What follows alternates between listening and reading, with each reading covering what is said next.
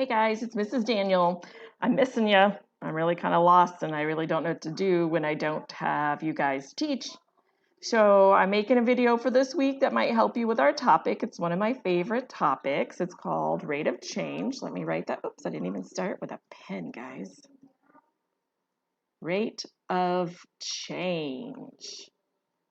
Okay, and some teachers just write it ROC. We're going to talk about the rock. Okay, and I'm going to give you my famous drawing, and yet you may not remember what these are right now, but in a minute they will come into play. It's very important. I'll give you a little sneak hint.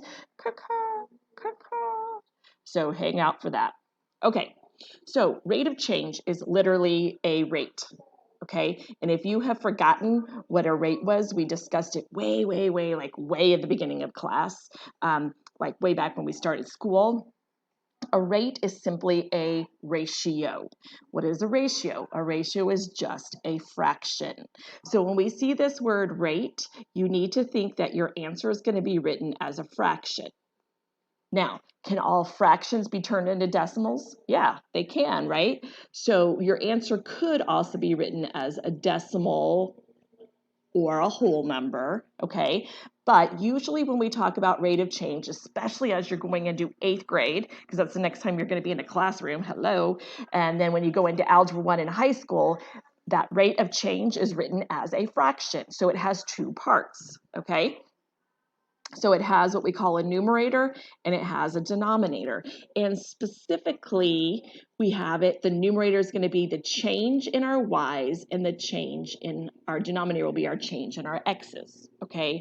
So numerator is change in y's and denominator is change in x's. And we talked about this triangle here.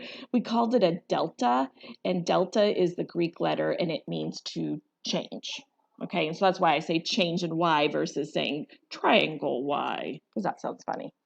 Okay, so if you notice in your table, there's two parts. There's a top part and a bottom part. The top part will always be known as our x. Even if we're going to call it something else, I can call it time, I can name it the color blue, I can call it whatever I want.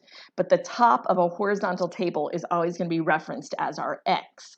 That x is going to be referenced right here if you're looking at the screen, okay? So those go together. Let me use a different color over here. These y's are always going to be at the bottom. Again, I can call it anything I want. I can call it weight, inches, feet, whatever.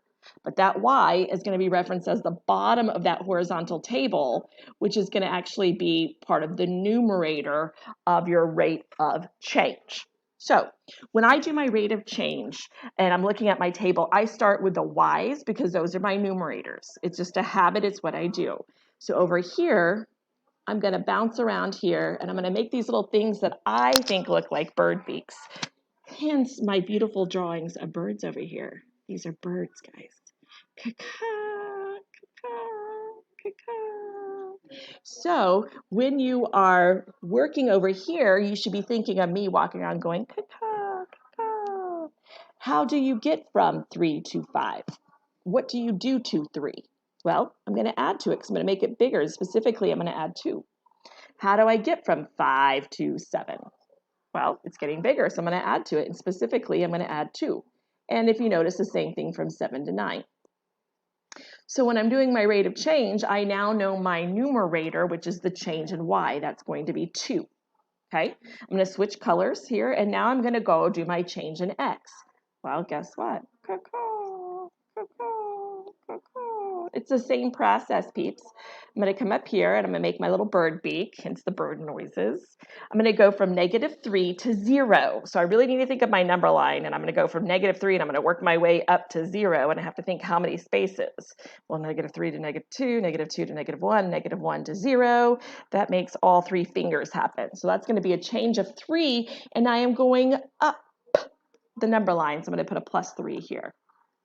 It's a little bit easier to see on this one when I'm at 0 and I go up to 3.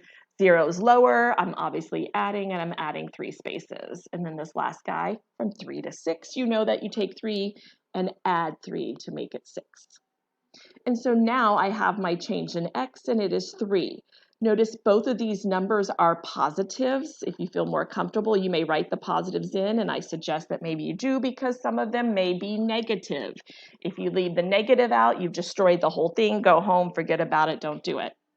So pay attention to your signs.